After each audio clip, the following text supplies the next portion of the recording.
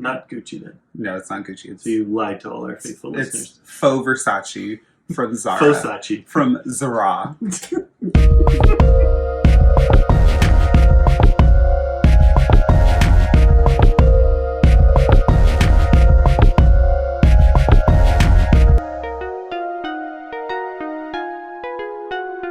Hi everyone, and welcome to another episode of Relationshit, our weekly after show about our podcast, Relationshit. We are your hosts, Skipper Telly. I'm Tony.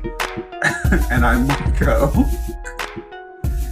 We hope everyone is having a fantabulous week and an even better Wednesday. What an amazing show this week was. This was a fun one. It was a very fun one.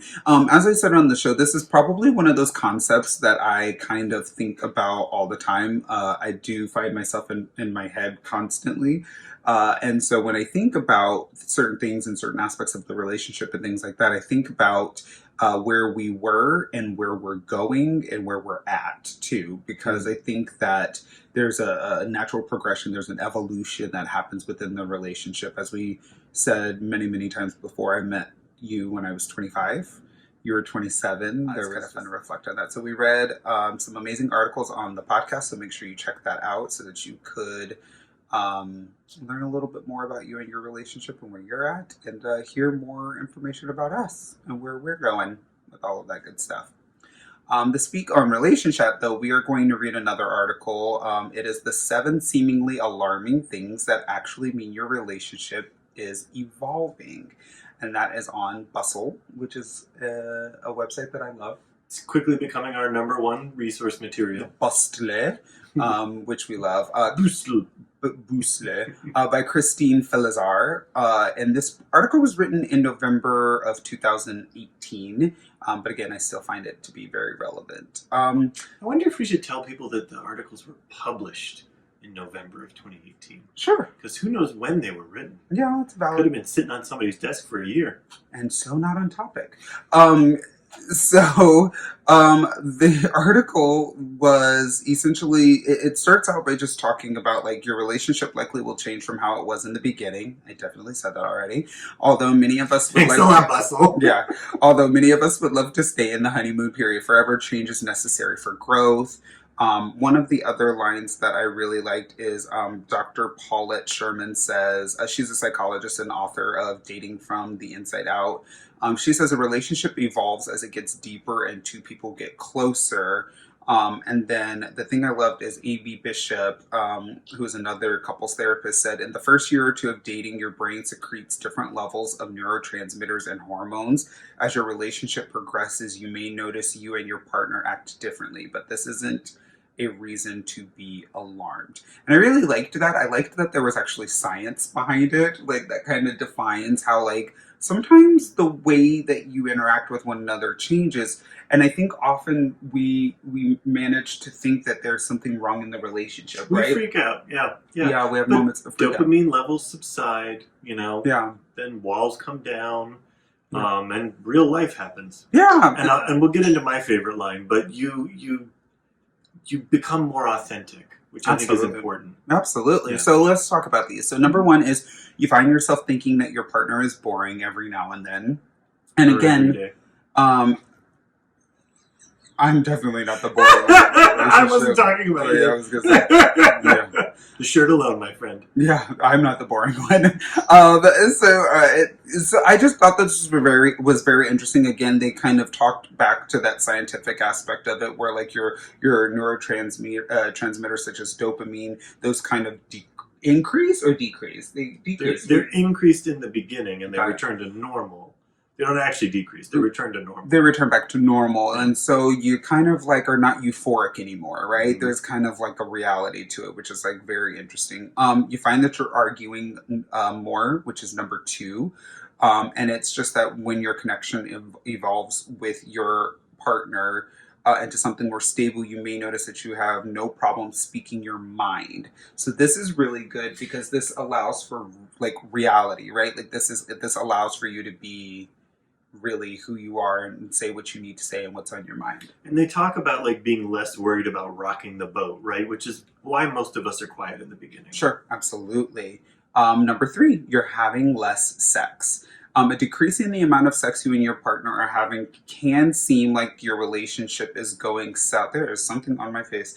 Your relationship is going south, but the truth is, it's completely common to have less sex than you did initially, and for your sex life to ebb and flow. And I love that because the reality of the situation is that there are moments that are like high highs, right, and then there are low lows, and you just have to be able to like move in and out of those respectively.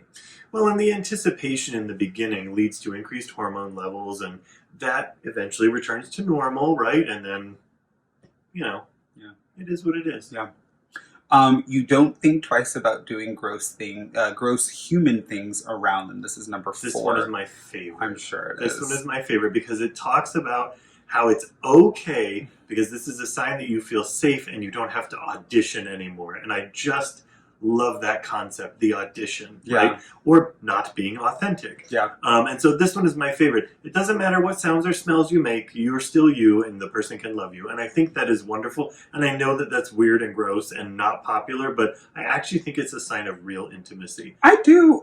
There's an element of me that really appreciates it. There's another side of me that's like, oh, I wish that there was just a little bit of like hiding that like took place just so that you could still love one another. But at the end of the day, like Tony and I use the bathroom with the door open, so like there's like nothing that happens that we don't know about. So number 5, you see your partner in a different way. When you begin to see the underbelly of your apartment, that's like the good and bad, like all of like especially the bad, the weaknesses, all of those things. This means that your relationship is evolving. You're likely going to learn more about their fears, their defensive styles, their limitations, and possibly even some past traumas.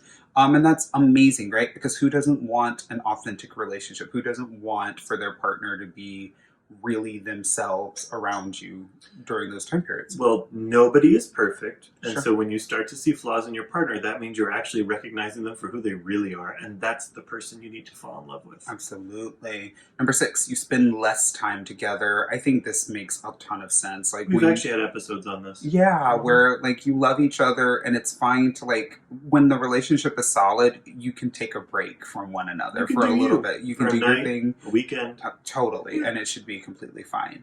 And number 7, you cry in front of each other a lot more, which I thought was like super duper interesting. This one struck me. Yeah, I thought this was interesting because, I mean, I'm not a huge crier, but at the same time, like, crying around you is not something that I like have ever thought about. Mm-hmm. It's not something that I've ever like been like super weird about doing in front of you. Safe space, Marko. Thanks. But the last lines I love says, change can be scary, especially if it's happening in your relationship. While the honeymoon period is fun, these changes will take your relationship to another level. And I just loved that. I thought it was wonderful. I really enjoyed this article. It was a good one. Mm-hmm. So let us know what you all think about it. We would love to hear about the evolution of your relationships and what you've learned about one another over a period of time. That would be great.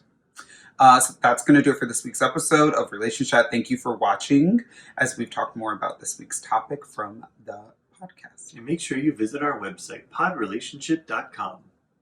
For more relationship content and information about the podcast. They know it's there. Yeah. And while you're there, fill out a listener situation or email us at relationshipquestions@gmail.com. Once a month, Tony and I will answer your questions on the podcast and do our best to give some guidance. If you're not a Patreon member already, go to patreon.com/podrelationshit and donate today. You can get early access to a lot of fun content. And don't forget to visit Paraso-USA.com today for all your shave and beard needs. And make sure you use the promo code Relationshit20 at checkout so you can get 20% off of your favorite products. And hop on Twitter, Facebook, and Instagram. We are at PodRelationshit on all platforms. And look at the great content that's there. We hope you all have a wonderful rest of your week. We love Talk you. To you then. Bye. Bye.